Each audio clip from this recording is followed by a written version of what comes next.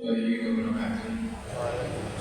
Alhamdulillahirabbil alamin Islam wassalatu wassalamu ala asyrofil mursalin wa ala alihi washabihi ajmain amma ba'du.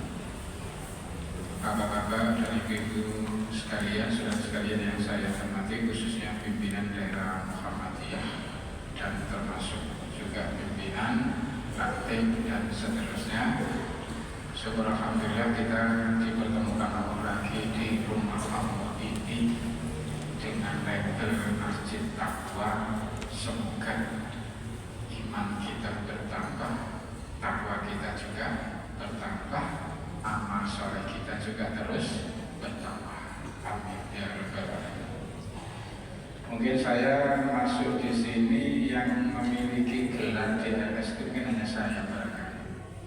Gelar-gelarnya sudah doktor, sudah profesor, doktor. Bahkan yang saya ajar pun sudah doktor semuanya.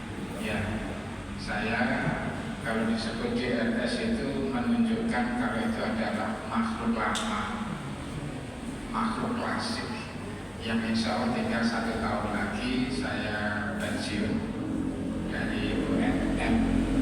Semangat untuk meningkatkan keilmuan ini tidak pernah berhenti. Ketika tahun 90 dengan Pak Malik Fajar harus membangun UNM itu bekerja siang dan malam, tidak sempat memikirkan yang namanya urusan pribadi, sudah ditinggalkan semuanya. Kampus dikelola siang dan malam, alhamdulillah pada akhirnya semakin maju dan maju. Tanpa terasa sekian puluh tahun tiba-tiba masa untuk lanjut studi sudah habis. Ya, untuk S3 itu maksimal usianya 35 maksimal. Saya sekarang sudah 65. Jadi sudah kadaluarsa. Namun demikian saya tidak kekurangan untuk memotivasi anak-anak meneruskan cita-cita. Maka dari itu anak saya semuanya adalah dokter S3 semuanya, dalam dan luar negeri. Oleh sebab itu saya bilang, loh, 30 tahun kalian sudah dokter, maka 5 tahun atau 10 tahun usia 40 harus jadi profesor. Karena kita sudah jadi dosen.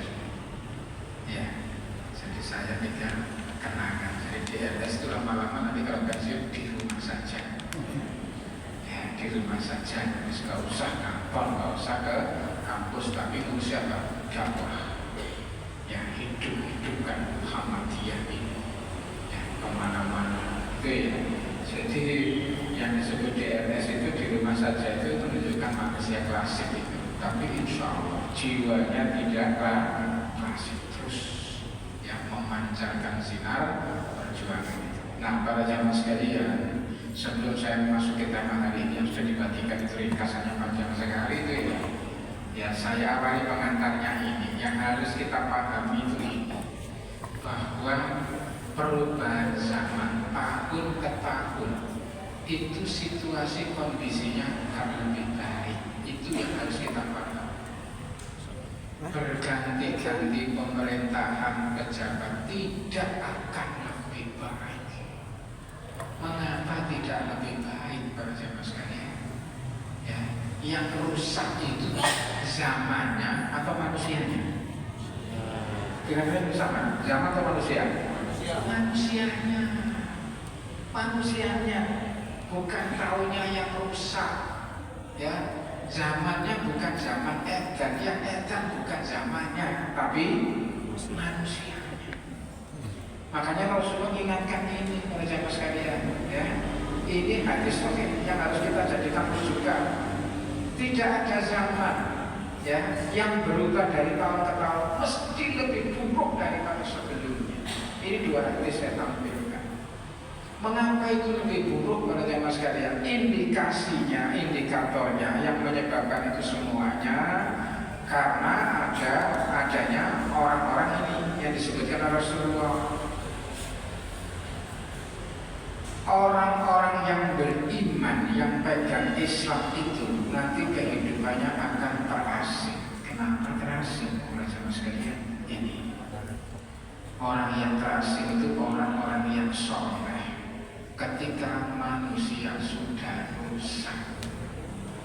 Kenapa manusia rusak? Karena dia tidak punya way of life, pegangan hidup, rujukan hidup. Ini yang dia nggak punya, para jamaah sekalian.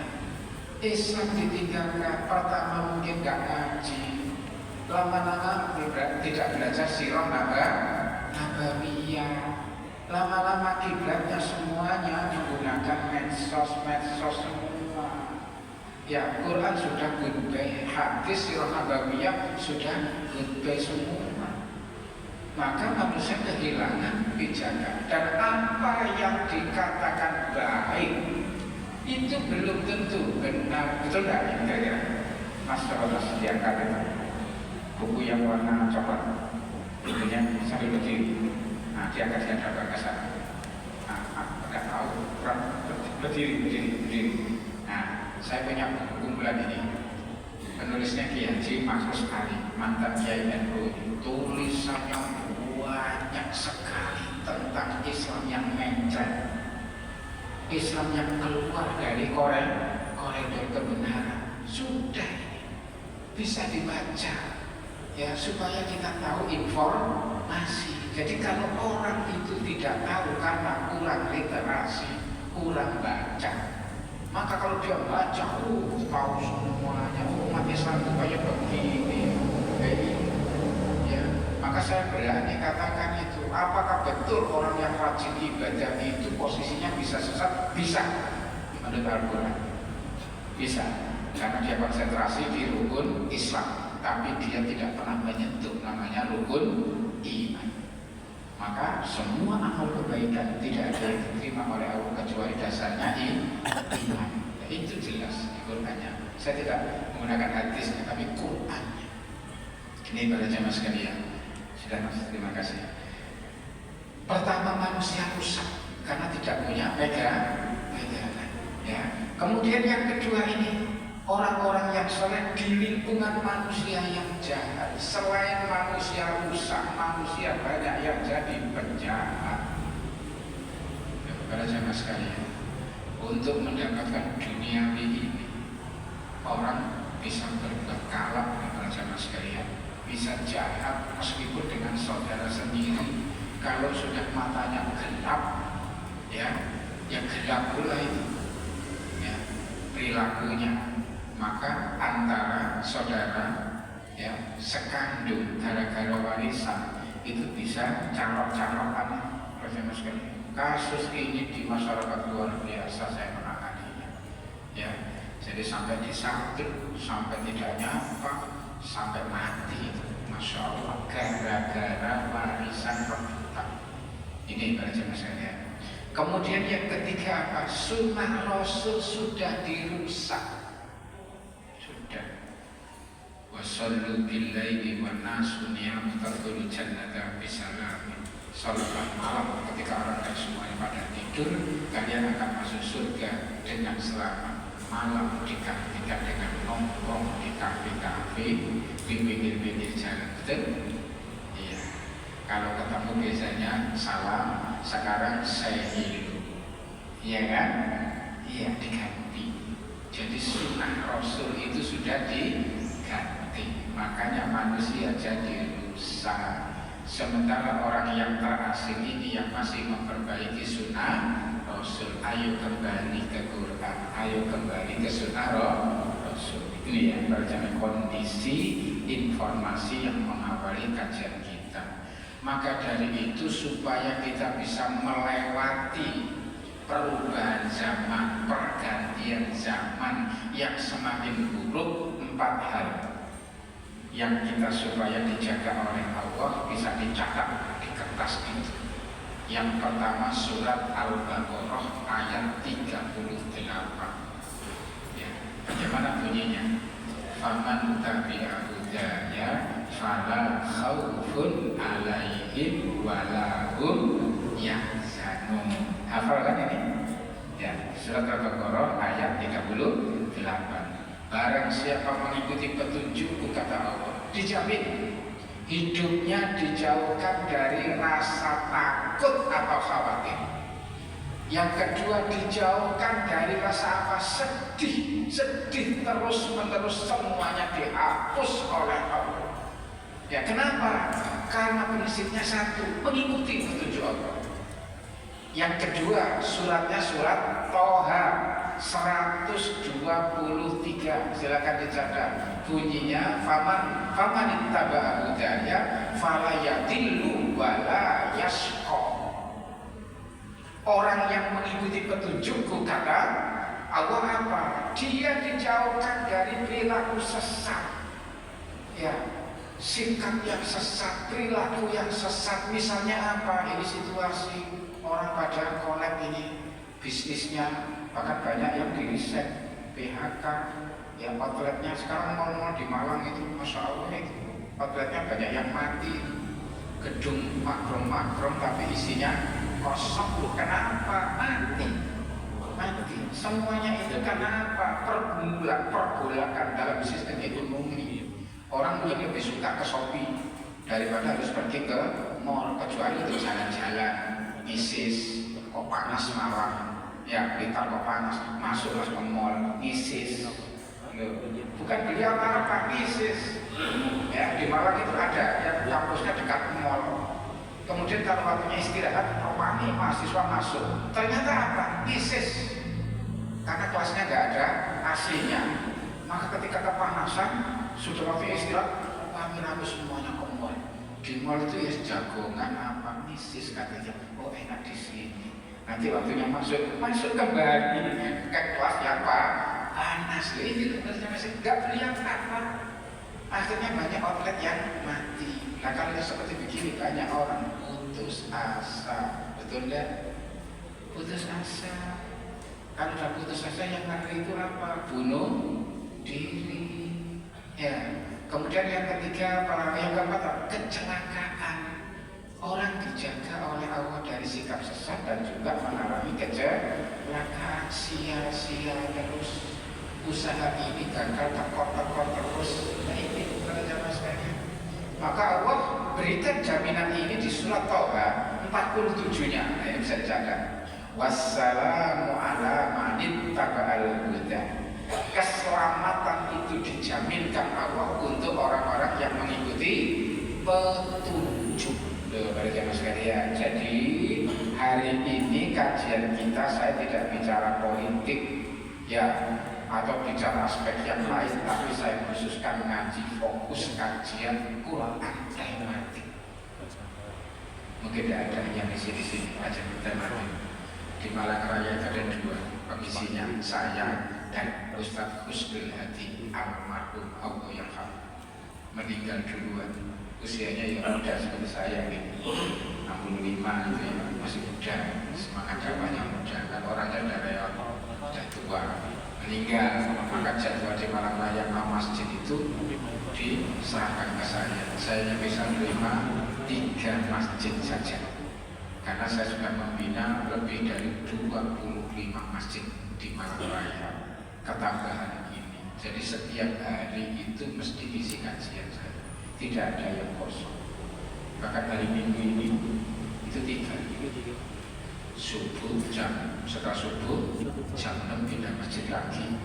Biasanya setelah asar itu Aisyah minta saya giliran isi. Nanti maghrib bisa isi lagi berapa?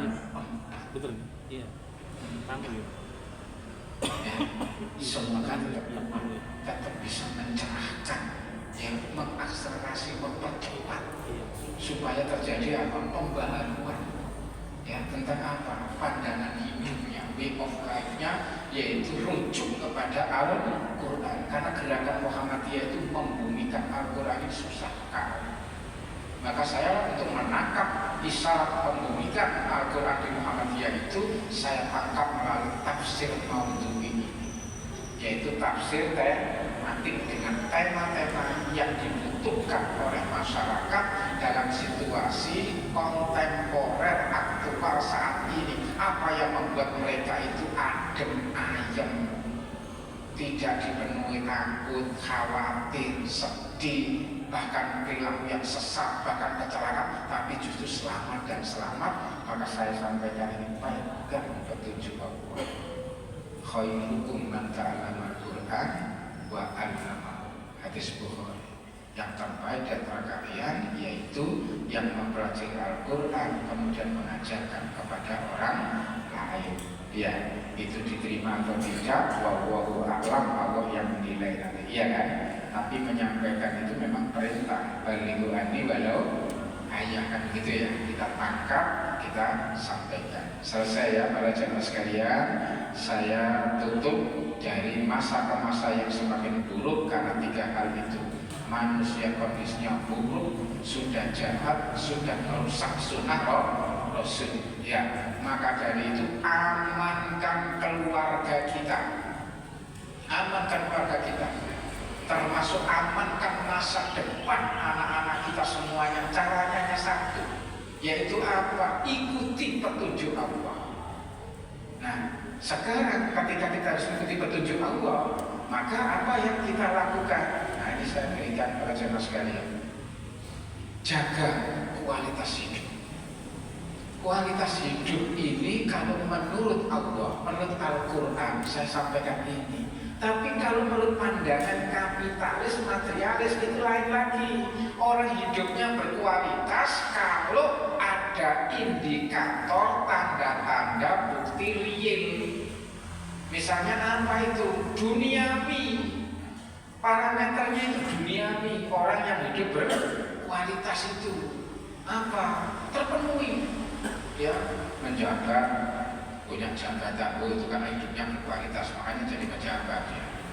Ya, itu kemudian pendidikannya tinggi dan lain sebagainya, ijazahnya macam-macam. Padahal ada juga orang yang dapat ijazah dengan beli itu, betul ya? Iya. Kemudian apa? Harta, banyak, bisa saja juga karena korupsi, kan begitu kan, jemaah sekalian. Nah, kapitalisme ini ajaran mengajarkan orang berperilaku itu dibenarkan kalau bisa berhasil mengumpulkan duniawi. Itu namanya orang sukses. Orang sukses ini karena hidupnya berkualitas, ditandai dengan apa? Ditandai dengan mengumpulkan harta duniawi yang banyak. Ternyata di sisi Allah kita dikejutkan oleh siapa? Oleh Rasulullah.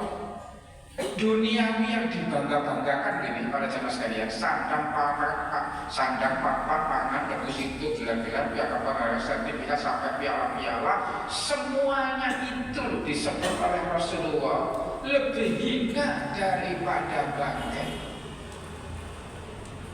Kita bisa menerima kan cara pikir Rasulullah. Saya tunjukkan hadisnya supaya kita jadi juga kaya tentang warisan ini ya, para jamaah sekalian. Dunia lebih hina daripada bangkai. Hadisnya ini, panjang hadisnya. Nah, ini hadisnya para jamaah sekalian.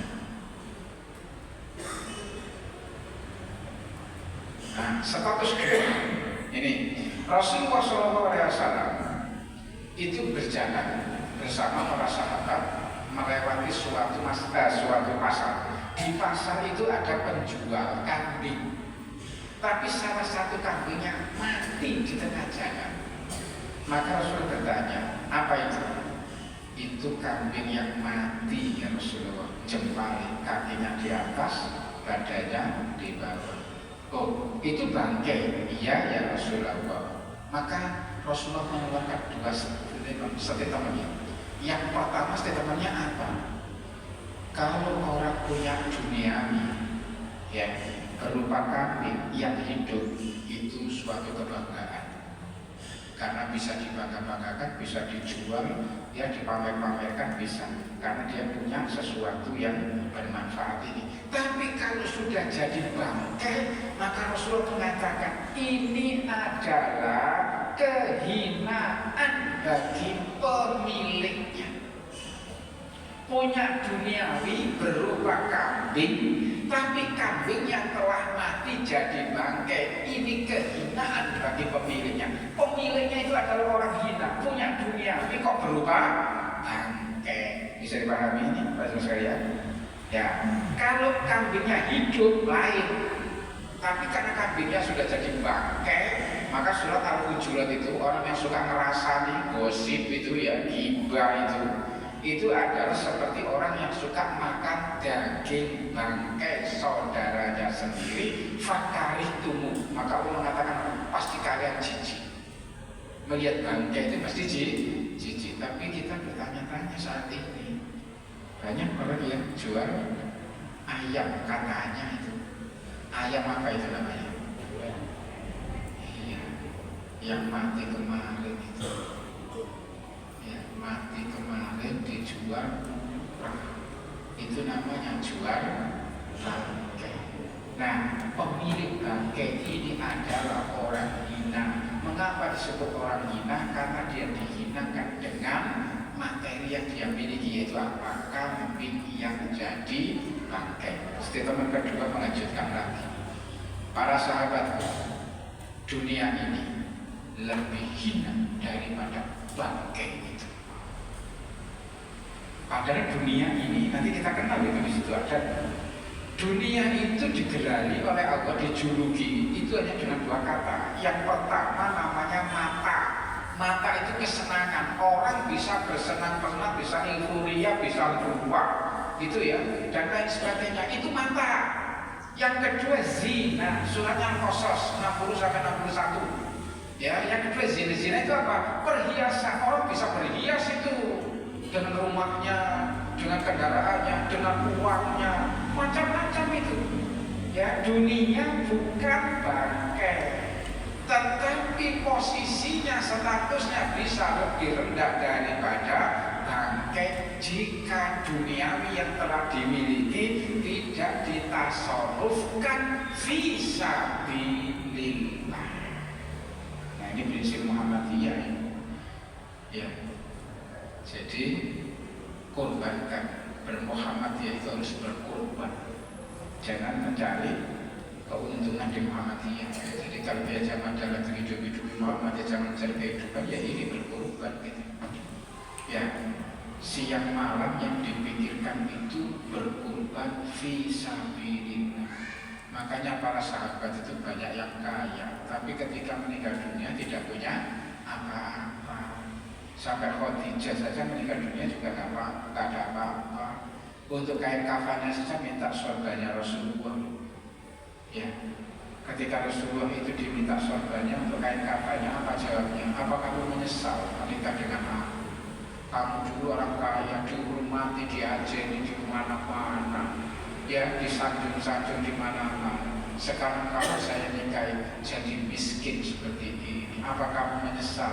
Dijawab oleh Khadijah. Kalau kita baca biografi Khadijah itu, kita sampai pada kata-kata ya, ya Rasulullah, kalau aku nanti sudah mati, aku sudah dikubur, aku sudah jadi tulang belulang, dan engkau masih terus berdakwah, maka bongkar kuburanmu untuk engkau rakit jika kamu melintasi sungai untuk berdakwah.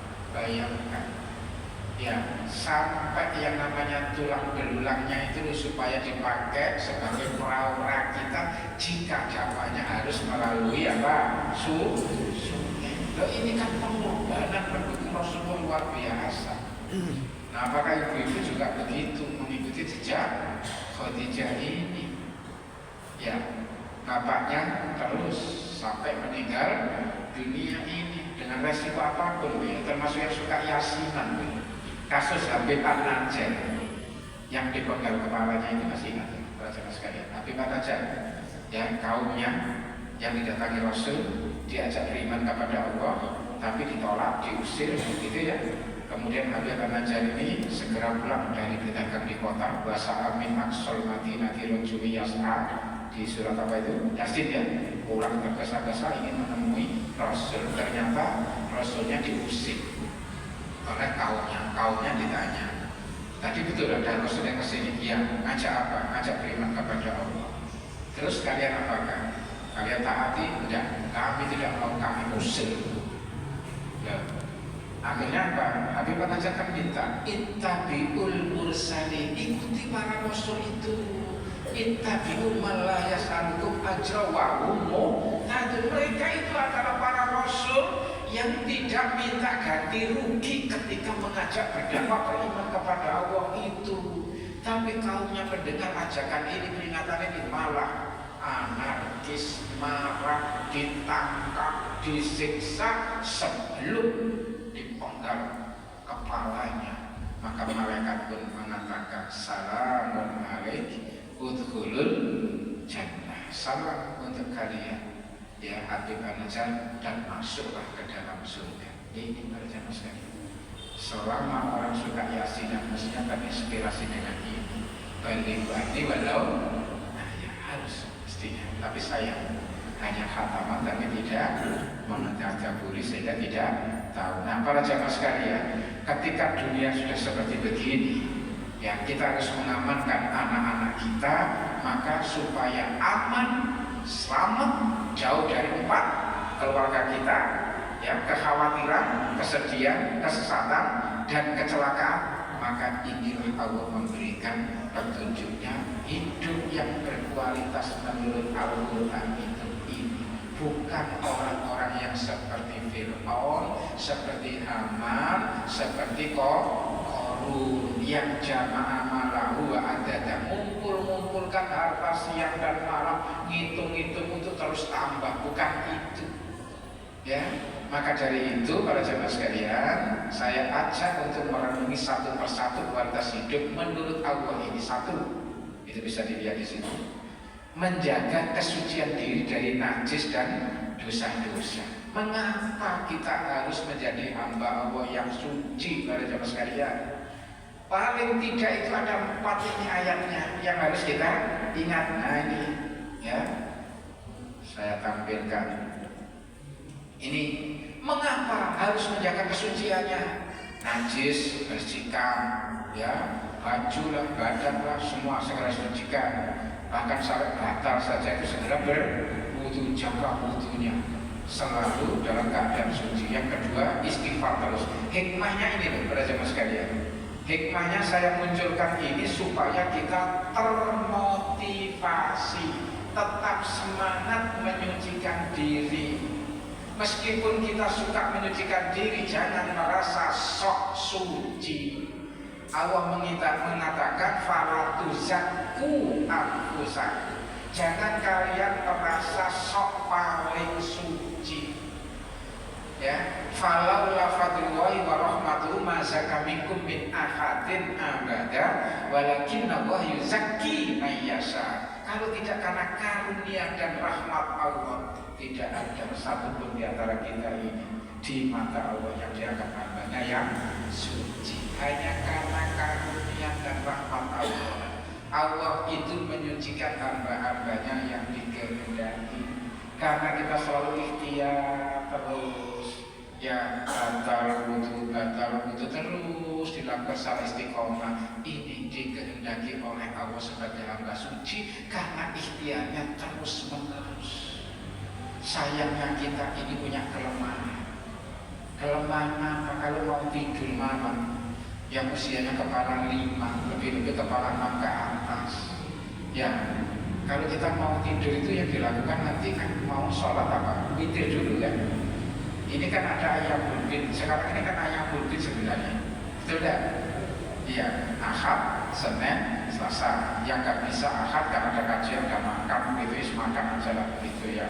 Nanti insya Allah besok itu Senin sama Selasa. Nah hari Ahadnya diganti berikutnya boleh, ya diganti lagi misalnya Senin boleh, Kamis boleh, runtut lebih baik. Itu fatwa dari Makkah pada zaman sekalian. Dibolehkan, tidak harus sesuai dengan tanggal hijrah 13, 14, 15. Yang penting ada di dalam bulan hijrah itu, tidak melampaui batasan. Kalau melampaui batasan sudah ketemu ayam mungkin yang lain. Rasulullah mengingatkan 3 hal ini. puasalah ayyamul bid, nilainya sama dengan setahun. Ya, puasa Ramadan saja kalah loh nilainya dengan ayyamul bid. Ya, Ramadan itu untuk menjadi sama dengan nilai setahun puasanya harus plusnya apa? Syawal. Ya, Syawal 6 hari baru nilainya sama dengan setahun. Kalau ayyamul bid tidak, 3 hari ini nilai sama dengan apa? Setahun. Yang kedua hikmahnya dipanjangkan umurnya. Belum saya kasihkan kajian ini.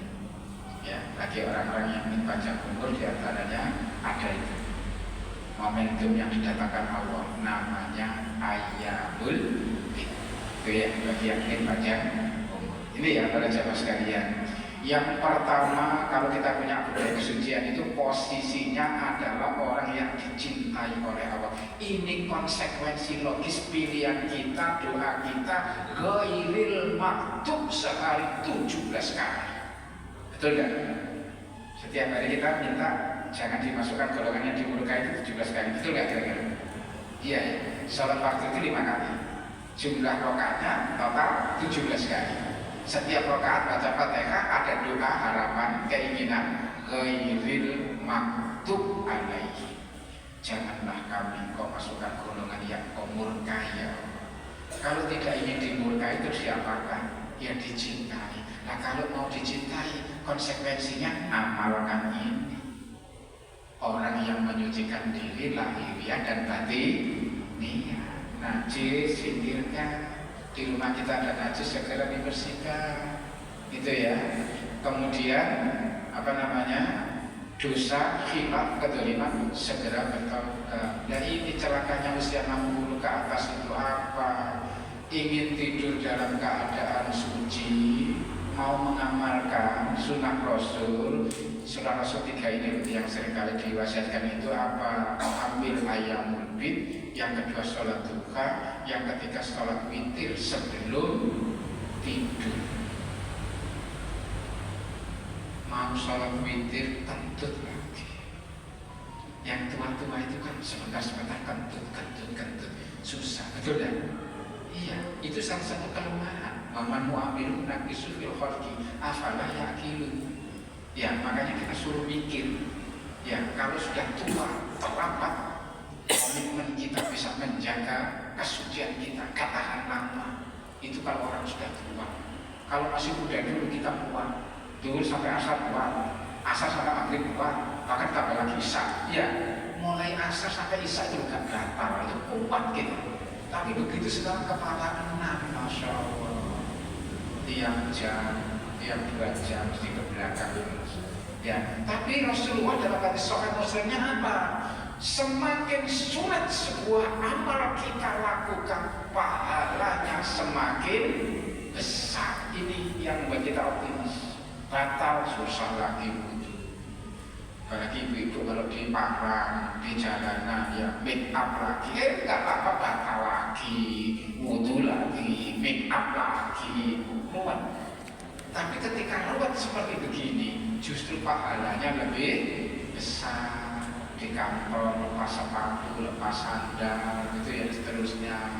Ini kemudian apa, pas pakai lagi dan seterusnya itu susah. Tapi pahalanya justru lebih besar. Ini yang harus kita padukan, semangatnya tetap utuh ya. Yang kedua, para jamaah sekalian, agar selamat dari azab Allah. Bertaubat, karena azab Allah itu pasti didatangkan kepada orang-orang yang zalim, yang tidak mau bertaubat itu kapak wallahu a'lam, itu pasti diadab oleh Allah. Makanya segera bertaubat. Nah ini kalau bertaubat maka akan dimasukkan golongan yang diuntungkan oleh Allah. Diuntungkan itu kita tidak tahu apa saja kira-kira, karena kita menjaga kesucian diri. Mungkin termasuk dari segala yang disebut fahsya wal munkar. Kita dijauhkan dari itu, nggak jadi masuk di area itu. Yang keempat, dirahmati oleh Allah. Maka bertaubatlah, minta ampun, istighfar, al-mustaghfirin bil asar. Kita ini kalau orang beriman dan bertakwa, sebelum subuh itu sudah sibuk kita di atas sajadah, teman-teman sekalian. Pertama, qiyamul lail, betul tidak? Ya, qiyamul lail itu sudah menyibukkan kita. Minimal kita sholat berapa? 11 dengan witir ya. 11 itu di atas sajadah dengan baca yang pelan-pelan yang khusyuk. Yang kedua, warattilil Qur'ana tartila. Baca Quran salembar, sapakro atau satu ayat, satu huruf, 1 detik saja, nggak sampai 1 menit. Ya, malam-malam baca warattilil Qur'ana tartila, sami'na wa ata'na ya Allah, baca. Akhirnya nun sadaqallah. Nah, kalau kita nggak malu kepada Allah, tapi itu masih lebih baik daripada yang tidak baca sama sekali. Besoknya ganti ya Allah, qaf sadaqallah. Ya malu-malu seperti gimana gitu kepada Allah itu ya. Nanti dinaikkanlah 1 huruf menjadi 2 huruf, Yasin, Hamim, gitu ya. Berikutnya lagi dinaikkan lagi alif lam mim, alif lam ra, gitu ya. Naik terus ya. Lama-lama apa? Khatam Quran. Baca Al-Ikhlas 3 kali dan lama-lama baca terus, luar biasa. Yang ketiga apa? Wasabbihul lailan tawila. Bertasbih di malam yang panjang itu. Bukan ngamun, bukan ngopi, bukan nonton TV. Jadi di atas sajadah itu setelah sholat tartil Quran bertasbih. Subhanallah, subhanallah saja boleh. Subhanallah, alhamdulillah, wa la ilaha illallah boleh. Subhanallah bihamdi adada khalqi wa ridha nafsi wa zinata arsi wa midada. Kalian boleh bertasbih yang panjang di malam itu, kata Allah. Wasabbihul lailan tawila. Malam yang panjang itu bertasbih. Makhluk Allah di langit dan di bumi itu punya aksi global. Apa itu? Tasbih. Yusabbihu lahu ma fis samawati wa ma fil ardh. Makhluk yang di langit dan di bumi semuanya bertasbih kepada Allah. Aksi global. Mengapa manusia tidak terlibat? Ma'gharraka bi rabbikal karim. Apa yang kalian mendustai, mendurhakai Allah? Allah yang memberikan rezeki siang dan malam. Ada jalun rizqakum annakum tukadzibun. Atau kalian dengan rezeki Allah yang diberikan siang dan malam untuk mendustai yang namanya Al-Quran. Ya, ini para jemaah sekalian, hati, lagi-lagi hati kita yang digugat oleh Allah, bangkit hatinya. Ya, bukan sekedar apa otaknya, tapi hatinya. Lahum qulubun la yafqahuna biha. Sudah punya hati, tapi tidak dipakai untuk memahami ayat-ayat Allah. Ini ya. Selesai para jemaah sekalian. Poin yang kedua yaitu menjaga apa? Ketakwaan, selalu tunduk dan taat kepada Allah. Ini kalau kita taat kepada Allah apa? Ini para jemaah sekalian, 3 yang bisa dilihat. Ya, wa may yuti'illaha war rasulah, ya, wa may yuti'illaha war rasulahu yang sama, konteksnya ada sedikit berbeda. Wa may yuti'illaha war rasulahu yudkhilhu jannah. Tiket surga itu pasti kita dapatkan para jemaah sekalian. Kalau kita menjaga ketakwaan kita, selalu tundukkan hati dan selalu taat kepada Allah dan Rasulnya siang dan malam. Tiket surga ada di tangan. Kalau usah repot-repot mikir masuk surga. Taati Allah, taati Rasul. Sayangnya orang itu ingin taat Allah, taat Rasul, tapi tidak punya wawasan. Seperti tadi saya katakan, malam hari mau apa yang dilakukan? Ya, mungkin ada yang menyebut itu sesuatu yang baik. Apa itu? Nongkrong di kayu tangan di Malang sana, di kafe-kafe pinggir jalan, di alun-alun, nongkrong malam itu ngobrol apa? Wah, ini kan ketemu komunitas, ini kan silaturahim, ini kan baik. Sesuatu yang baik itu belum tentu benar menurut Allah. Betul tidak? Yakin tidak? Sesuatu yang dianggap baik oleh manusia belum tentu benar. Maka bukunya yang tadi yang ditunjukkan tadi bisa dibaca. Ini Masya Allah, bid'ah yang terjadi saat ini di kalangan umat Islam, baik itu di pesantren maupun di luar pesantren. Saya punya bukunya banyak, macam-macam ya, buku yang ditulis oleh mantan Kiai NU, yaitu Kiai Haji Mahfuz Ali. Itu bisa dicari di Shopee, bisa. Itu kan bagus, itu amalia sesat di bulan Ramadan. Nanti ada lagi amalan sesat di pesantren. Terus banyak lagi, itu sudah baca itu sampai perempokan itu. Apa yang selama ini kita anggap baik dan banyak diikuti orang, ternyata itu tidak benar. Itu bisa dibaca di bukunya. Saya tidak memfitnah, silakan baca. Makanya kadang-kadang orang itu perlu, saya sering dicap itu, pada waktu itu gak mau tahlilan, gak mau istighosah, gitu ya, gak mau lagi apa, sholawatan. Saya bilang, iya mungkin saya gak mau, tapi saya kalau bersolawat mungkin kalah Anda dengan saya yang sholawat. Ya, minimal baca sholawat itu 100 kali. Hadisnya Sahih Bukhari Muslim. Bacaannya ya, itu kalau tahlil ya, kalau tahlil la ilaha illallah wahdahu la syarika lah, lahul mulku wa lahul hamdu wa huwa ala kulli syai'in qadir.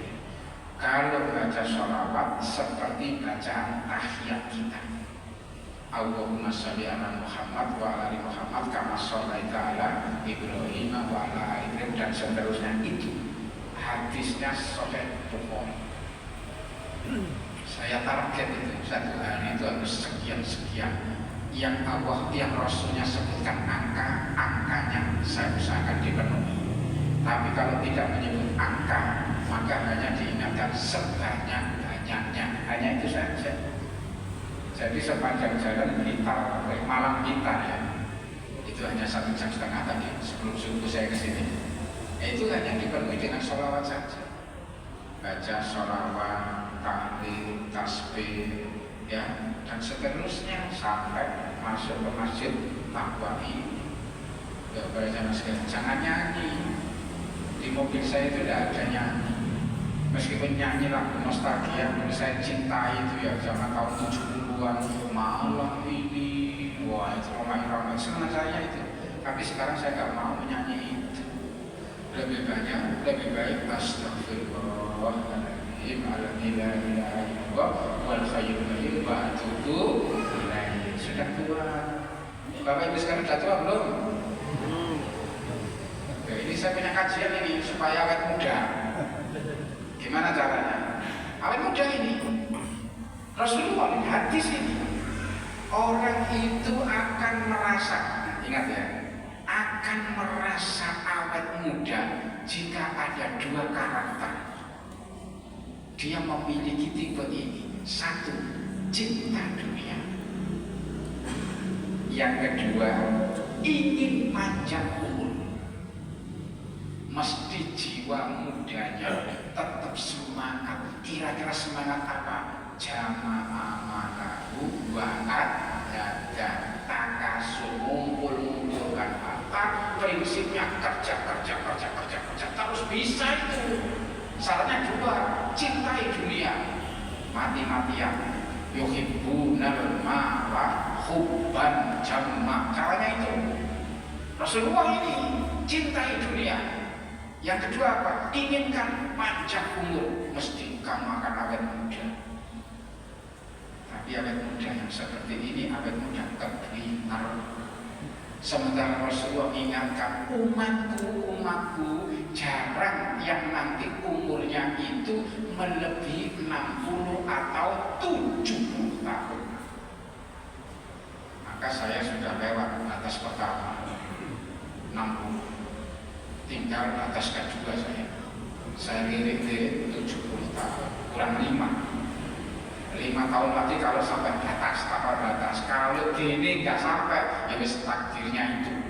Kok masih dikehendaki apa lewat 70? Betul-betul makhluk museum itu sangat langka sekali. Karunia Allah sangat luar biasa. 2 tanpa batas dilewatkan.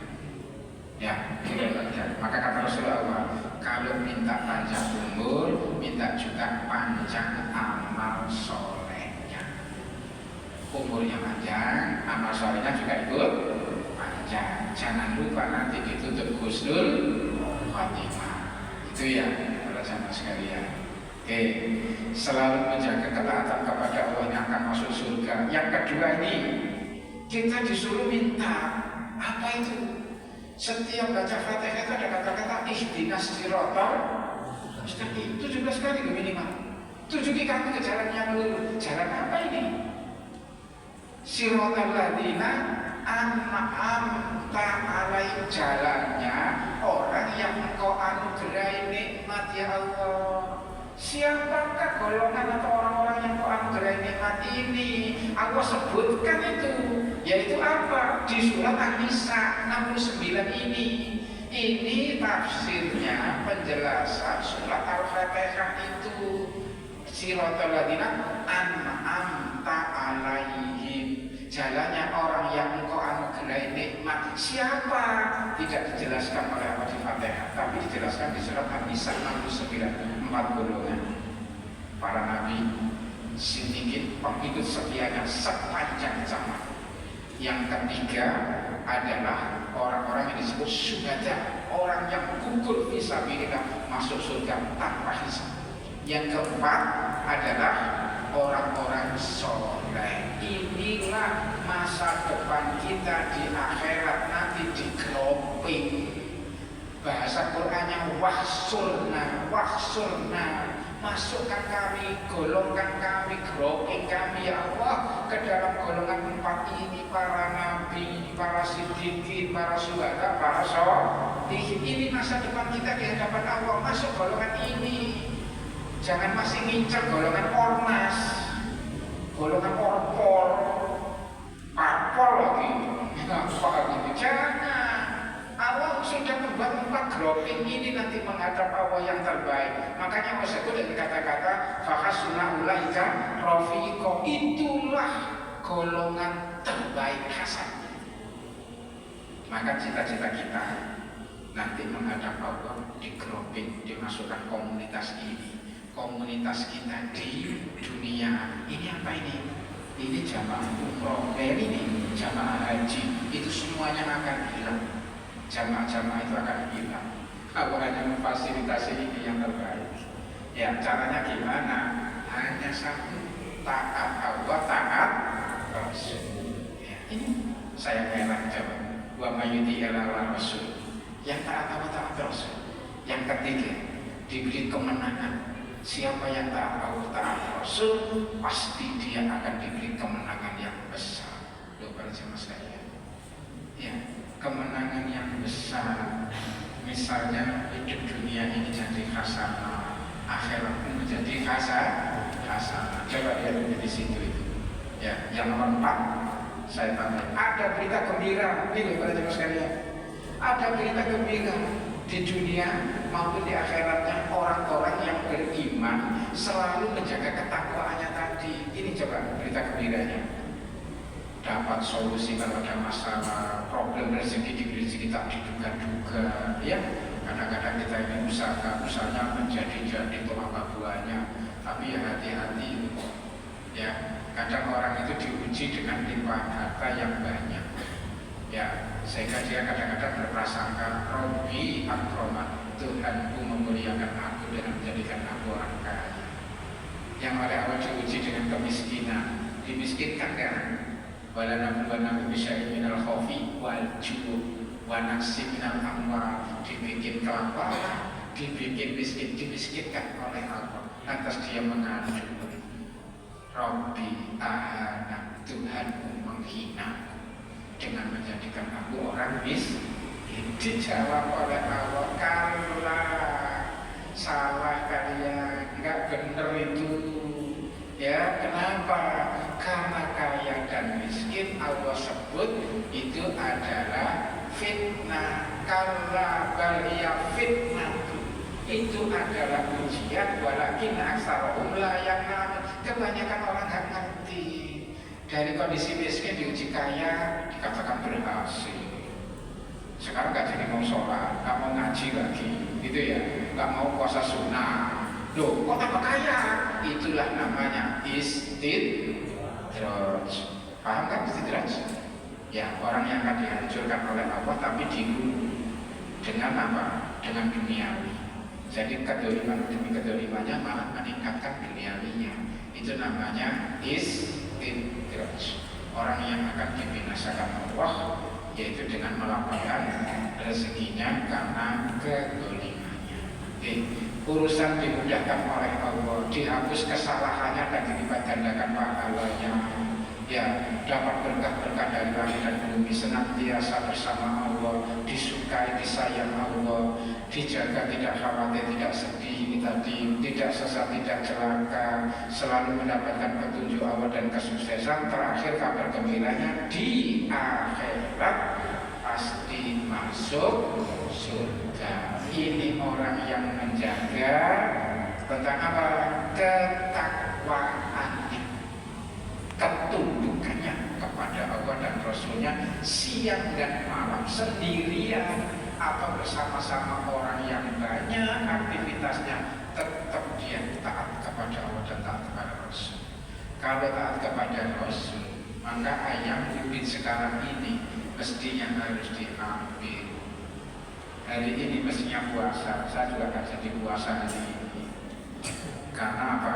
Ini ahad di sini dikasih makan. Iya, kalau tahu Pak Tamu itu biasanya ayam lebih, ya nanti ada kosan daunnya itu. Tempat-tempat kajian di Malang Raya itu selalu tanya saya, Ustaz, besok puasa enggak? Ada apa? Besok kan isi kajian tempat kami. Nah, terus ini ada jamaah yang mau nganggur makan pagi, Ustaz gimana? Yo wis, aku nggak poso. Nggak jadi itu puasa daunnya, menghormati ya jamaah itu. Ketika makan itu apa? Senang, senyum-senyum Pak itu makan. Biasanya saya agak keras kepala. Ya, waktunya puasa daun. Apa? Jangankan makan kajian, mantenan plasmanan pun nggak makan saya.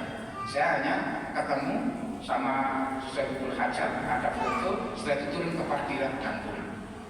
Atau itu mesti langsung pulang, tidak ada makan-makan itu, mesti kosong. Nah ini saya diingatkan, Pak, jamaah itu mampu. Kalau Pak Taufik itu puasa, yang banyak pada makan. Ya wis, aku tak mau makan. Seneng akhirnya, seneng lah. Menyenangkan orang ini kan salah satu hadis Rasul itu, betul ya? Iya, senangkan orang lain yang susah, yang sedih, yang lagi banyak masalah. Itu salah satu amal sunnah yang dicintai oleh Allah. Menyenangkan, menggembirakan orang. Maka yang sunnah ini satunya saya batalkan demi menyenangkan banyak orang. Padahal itu bisa saya ganti di waktu yang lain. Kan itu tak pernah sekali. Ini salah satu caranya. Selesai ya kalau jamaah sekalian. Kemudian kita masuk sampai jam berapa ya ini ya. Saya percepat kalau begitu. Ya. Kesadaran diri. Saya percepat ini. Ya. Kita harus menjaga diri kita senantiasa dalam kesadaran. Sadar apa? Sadar sebagai makhluk yang selalu menjadi ahli zikir, selalu mengingat Allah. Siang dan malam, dimanapun, kapanpun, kondisi apapun, ingat Allah. Tanda-tandanya kalau kita itu ahli zikir, mengingat Allah itu apa? Gampang apa teman sekalian? Coba lihat itu. Kalau kita ini sedikit-sedikit mengatakan mau makan saja, ingat Allah betul. Baca apa? Bismillah, Allahumma barik. Seterusnya itu Allah disebut terus. Kesandung inna billahi, melihat sesuatu yang baik bagus, subhanallah. Kadang masya Allah, kan gitu ya. Itu Allah dicangking-cangking, disenggol-senggol terus. Itu menunjukkan hatinya itu hablum minallahnya kuat. Orang yang hablum minallahnya kuat, biasanya tauhidnya juga kuat. Kalau menjaga tauhidnya Allah itu adalah ahad, ya Allah itu agama Tuhannya, dan dia selalu menjalin hablum minallah, hubungan vertikalnya kuat. Tatanazzalu alaihimul malaikatu alla takhafu wa la tahzan. Yang kedua, wa absyiru bil jannati allati kuntum tu'adun. Begini, jaga itu para jamaah sekalian. Ya, kalau kita istiqomah, insya Allah malaikat diturunkan membisikkan hati kita, gak usah sedih, gak usah khawatir, gonjang ganjing krismon ini gak menimpa kamu. Ma asoba fi musibatin fil ardi wala fi anfusikum illa fi kitabillah. Semua yang menimpa kalian atau yang menimpa di muka bumi sudah kami tulis di Lauhil Mahfuz. Maka Allah hanya menginginkan apa? Sing sabar, bukan keluhan, bukan putus asa, bukan curhatan. Wa basyiri sabirin. Kata-kata basir itu busron ya, diuji dengan apa? Khauf, ketakutan, kelaparan, kemiskinan, kematian, kekurangan buah-buahan vitamin ini ditutup buat basir busron. Sampaikan ya Rasul berita gembira ini kepada orang-orang beriman yang mau sabar. Ya, jemaah sekalian, karena dia ingat Allah jadi sabar. Nah di sini para jemaah sekalian, di lanjutannya ini silakan dibuka itu. Ya, mengingat Allah itu hati supaya tentram. Ala bidzikrillah tatmainnul qulub. Ingat Allah, ingat petunjuknya. Kaya miskin itu adalah ujian. Kalau kita buka hadis Sahih Muslimnya, mayoritas penghuni surga orang miskin yang beriman. Lah orang kayanya kemana ya Rasulullah? Mereka semuanya dikumpulkan di tepian jahanam karena akan ditanya. Aku sudah mengingatkan 15 abad yang lalu, summa latus alunna yauma idin anin nabi. Nikmat apa saja, jarum pendul ya ibu ya. Juga ditanya loh, dari mana nih jarum pendul yang warna merah ini? Oh dari sini ya Allah. Kalau yang merah, yang hijau biru, kalau yang kuning, yang jelimet semuanya darah, sarroyarok, khairoyarok, ukurannya darah, sekecil apapun ditanya dan diminta pertanggungjawaban. Ternyata orang kaya itu yang berhasil menjawab dengan benar, artinya jadi orang kaya dengan cara yang benar, jumlahnya qalim. Ya, ada kajian saya, orang kaya itu mengapa kok banyak yang dolim. Nah itu karena Allah sudah menentukan ini. Ya, orang yang ingin melampaui batas, ya, maka dia akan melakukan mulai korupsi, manipulasi, menipu, macam-macam demi meraih dunia ini. Makanya peluangnya orang kaya masuk surga itu kecil. Peluang yang besar masuk surga itu orang miskin. Maka Bapak Ibu sekalian ditanya, kaya atau miskin? Kaya masuk surga. Jawab ini di dunianya kaya, di akhiratnya masuk surga. Mbah-mbahnya suruh bikin surga sendiri. Ini agar hatinya tentram. Kemudian yang kedua, yang situ saya masukkan sebagian aja. Ini terlindungi dari godaan setan. Ya, anak-anak sekarang itu tidak mau bikin sore, bikin pagi, tidak mau itu. Yang terjadi apa? Kok dicengkeram itu sama setan-setan itu. Makanya dia pakailah bukan ada motor yang banyak itu uang itu. Jin itu seneng kalau perempuan. Aku bawa kacamata ini ya. Apa coba? Tidak tahu itu. Makanya rukiah yang di YouTube itu kalau dibuka paling banyak adalah perempuan. Ternyata betul perempuan juga paling banyak masuk neraka dibanding laki-laki. Itu hadisnya Sahih itu, Bukhari Muslim. Kenapa perempuan paling banyak masuk neraka? Karena dua hal. Kurang bisa menjaga kehormatannya, yang kedua kurang bisa menjaga ini. Nggak diajak gosip itu yes terus itu. Kira-kira kapan mengatakan no. Itu ibu-ibu itu sopan yes ikut aja senang gitu. Ya ini yang membuat tergelincir semuanya. Selesai sampai di sini. Kemudian yang berikutnya selalu mengingat kebenaran yaitu Al-Quran. Mana Al-Quran ini? Kenapa kita ingat Allah dan juga harus ingat Al-Quran? Dengan membaca Quran, mempelajari Al-Quran seperti ini, kita jadi ingat petunjuknya. Saya buka dua kerannya. Yang pertama, Bapak Ibu sekalian, kalau cari berkah supaya tahu adresnya, ya jangan salah adres.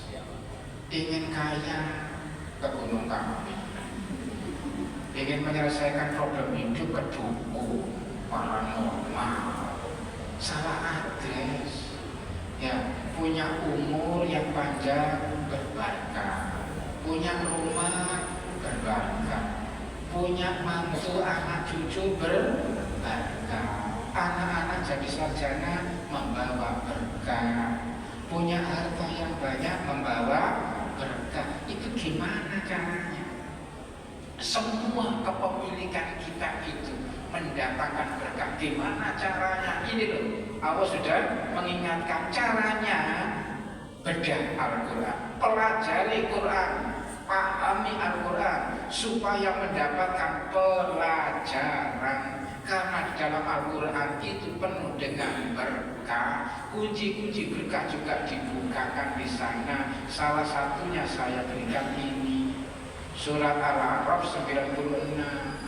Jadi kalau orang ingin menjadikan semuanya serba berbarkah, umurnya, keluarganya, hartanya, dan lain sebagainya, jadilah orang yang terus meningkatkan keimanan dan ketakwaan, sehingga apa yang ada pada diri kita semuanya dijadikan berkah.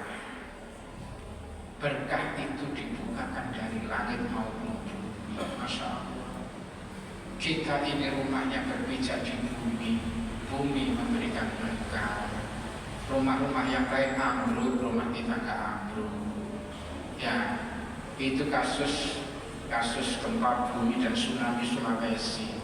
Itu ada perumahan yang ditenggelamkan oleh Allah, dikubur hidup-hidup itu. Ya, hilang perumahan itu. Bahkan ada rumah dan pohonnya sekaligus dijalankan, jalan seperti di air itu. Betul kan? Melihat kan di televisi itu? Iya, sesuatu yang tidak mungkin bagi manusia, bagi Allah itu gampang sekali.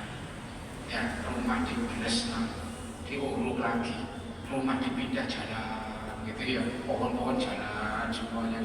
Enggak nia ya itu masalah berikutnya tentang agrarianya seperti apa gitu ya. Gak bisa dibayangkan saya, gitu ya. Kalau sekarang masalah tanah secuil aja gegernya sampai ke pengadilan, betul ya? Luar biasa, ada tanah secuil gitu ya. Ini kok pindah rumah, pindah taman yang sekalian gitu ya. Jadi apa? Ya ke tempat orang lain. Ini para jamaah sekalian, jadi tingkatkan keimanan dan tingkatkan ketakwaan, ketundukan kita. Insya Allah apa yang kita miliki ini selalu disertai dengan apa? Berkah yang dibukakan Allah dari langit dan bumi. Yang kita makan bawa berkah, dapat sinar matahari membawa berkah rumah kita, keluarga kita, tanaman kita, kebun kita, sawah kita, semuanya bawa berkah. Karena manusianya beriman dan bertakwa ini. Para jemaah sekalian, pernah nggak ya saya sampaikan ini hadis sahih ini Muslim ini? Seorang musafir mukmin di suatu gurun padang pasir, ya, dia mendengar suatu kata-kata dari awan yang sedang melintas di atasnya ini berbunyi apa? Sirami kebun fulan, sirami kebun fulan. Dia terheran-heran mendengar itu, ya. Maka apa yang terjadi ini kan mirip-mirip kasus Uzair. Dia bukan seorang nabi, bukan seorang rasul, ya, tapi diajak bicara kan sama Allah itu ketika pemuda ini tidak yakin Allah bisa mengembalikan kota yang telah dihancurkan itu, tapi caranya gimana? Bukan kota yang dikembalikan, tapi kaladenya yang sudah jadi tulang belulang disusun kembali itu. Akhirnya dia paham itu. Ya, nah ini kan juga begitu, teman-teman sekalian. Jadi ada orang-orang yang tidak terlalu yakin dengan Allah itu, maka Allah tunjukkan katanya keagungannya, kekuasaannya itu. Nah di sini maka melintas di situ dia kaget, lihat terus diikuti akhirnya. Awan itu berjalan pelan-pelan, gak lama berhenti. Begitu berhenti di suatu tempat, apa yang terjadi? Turun hujan. Turun hujan ini ternyata menyirami kebun kebun fulan yang tadi sirami kebun fulan, kebunnya fulan disirami. Oh ternyata disuruh nyirami, maka dicari lagi siapa pemiliknya. Akhirnya dapat, oh ternyata di kebun itu ada pemiliknya. Akhirnya datangi dan ditanya, apakah engkau ini yang namanya fulan? Betul, wahai sana. Mengapa engkau bertanya tentang itu? Dijawab oleh musafir, aku tadi mendengar suara di awan, siramilah kebun fulan. Aku ingin bertanya, wahai saudara, kenapa Allah menyirami kebunmu di kala musim panas seperti ini? Maka jawabnya ke kebun apa? Begini saudara, aku ini kalau dapat rezeki dari Allah tak bagi tiga. Ya panen tak bagi tiga, sepertiganya untuk keluargaku karena aku harus menafkahi keluargaku, sepertiganya untuk mengurus tanaman kalau kita mungkin ngurusin pupuknya, irigasinya, mungkin juga bayar karyawan yang macam-macam, itu sepertiganya untuk orang-orang miskin. Maka dari itu ketika aku tidak mampu untuk menyirami, Allah menyiraminya karena aku memang tidak mampu lagi. Sepertiga sudah habis untuk mengurusi ini, ya sudah, tinggal nunggu akhirnya sampai apa? Allah turunkan hujan itu. Ini hadis yang menginspirasi pada jemaah sekalian tentang optimisme kita ketika kita itu tangannya di atas. Fa'amma man a'ta wattaqo wasaddaqa bil husna fasanuyassiruhu lil yusra. Tak termudah urusannya karena dia memang antok, selalu infak, selalu sedekah, selalu menolong orang, wattaqo dan bertakwa tadi. Ya, wasaddaqa bil husna dan yakin surga sebagai balasan yang terbaik. Sudah selesai sampai di sini. Kemudian yang kedua, kita diingatkan bahwa di Quran itu banyak kunci-kunci untuk hidup mulia. Ya, hidup mulia itu seperti apa ini loh? Ada orang inginnya hidup mulia tapi tidak jadi diangkat derajatnya oleh Allah. Kenapa Allah tidak mengangkat derajatnya? Nggak jadi, tapi justru dihinakan, dihancurkan, asfala safilin, diturunkan derajatnya seperti anjing-anjing yang melet. Dipanggil, nggak dipanggil, diusir, apakah melet, metes, jijik. Ini kenapa seperti anjing yang menjulurkan lidahnya netes terus? Karena dia sudah ngaji, sudah sampai ayat Allah, kebenaran sudah dipahami, tapi dia tidak jadi mengamalkannya karena kepincut. Bahasa Jawanya kepincut, bahasa Indonesianya apa itu? Kepelut. Terpedaya, kepincut, ditipu oleh apa? Itu yang saya merah itu. Dia cenderung senang dengan dunia dan memperturutkan hawa nafsunya. Ya sudah, ya orang kalau sudah kepincut dunia, apalagi memperturutkan hawa nafsu, lupa petunjuk Allah, ditinggalkan gak jadi. Aku ngikuti ayat Allah gak dapat warisan. Ya paham ya? Saya gak menyinggung orang ya. Tapi seringkali begini, aku mengikuti faraid gak kumanan. Paham ya? Karena apa? Aku ini dulu saudara yang mahjub dalam faraid, tertutup oleh saudara laki-laki. Maka kalau semuanya ada usulan-usulan, wis bagi ronto aja, ikut memperturutkan hawa nafsunya dan keinginan dunia, sementara kebenaran faraid yang sebelumnya dipegangi disingkirkan. Allah gak jadi ngangkat derajatnya, dan di mata Allah orang ini seperti anjing yang menjulurkan lidahnya. Betapa hinanya para jemaah sekalian. Ya, kan banyak kan yang wakil waris itu laki-laki perempuan disamaratakan, betul kan? Iya, ya ini kalau bahasa Qurannya ini ya itulah anjing-anjing yang melet. Nah kalau sudah terjadi gimana itu? Masa dikembalikan lagi urusannya kuat dan nafsuha, apalagi diambil sepertiga malam yang doa pasti diterima oleh Allah, permintaan dipenuhi, taubat juga diterima. Manfaatkan malam sepertiga malam. Makanya kalau di YouTube dibuka itu open house di langit, nanti ketemu saya di sana. Karena ternyata di dunia ini sampai hari ini yang membuat tema dengan judul ini tidak ada, hanya saya. Open house di langit, YouTube buka, nanti keluar hanya saya. Yang lainnya tidak ada. Biasanya open house itu di mana? Di istana. Iya kan? Ini saya ganti open house di langit. Allah setiap malam turun ke langit dunia menanyakan siapa hambaku. Jam 1 malam kira-kira sampai sebelum subuh. Yang doa tak terima, yang minta-minta tak penuhi, yang bertobat karena dosa tak ampuni. Ya sudah tiap malam gitu. Ya, tiap malam. Sudah, yang lainnya nanti dibaca sendiri. Selesai. Mas, 1 menit lagi mas.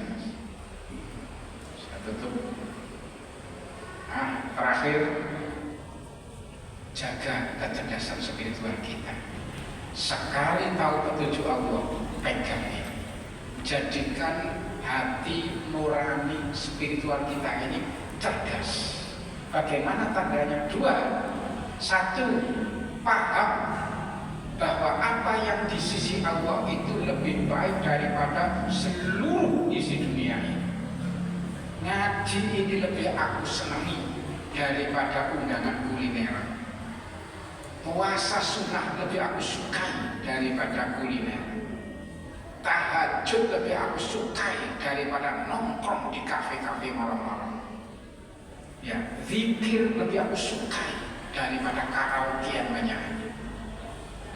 Ini tanda-tanda dia memilih yang di sisi Allah. Ampunannya, rahmatnya, syafaatnya, surganya ini lebih dipilih daripada seluruh isi dunia yang menarik. Yang kedua, mampu membedakan penghuni surga dengan penghuni neraka. Orang-orang ini yang berburu duniawi dalam hidupnya, ujung-ujungnya dilempar ke dalam neraka. Yang memilih di sisi Allah dengan banyak ketaatannya siang dan malam, ujung-ujungnya dimasukkan surga.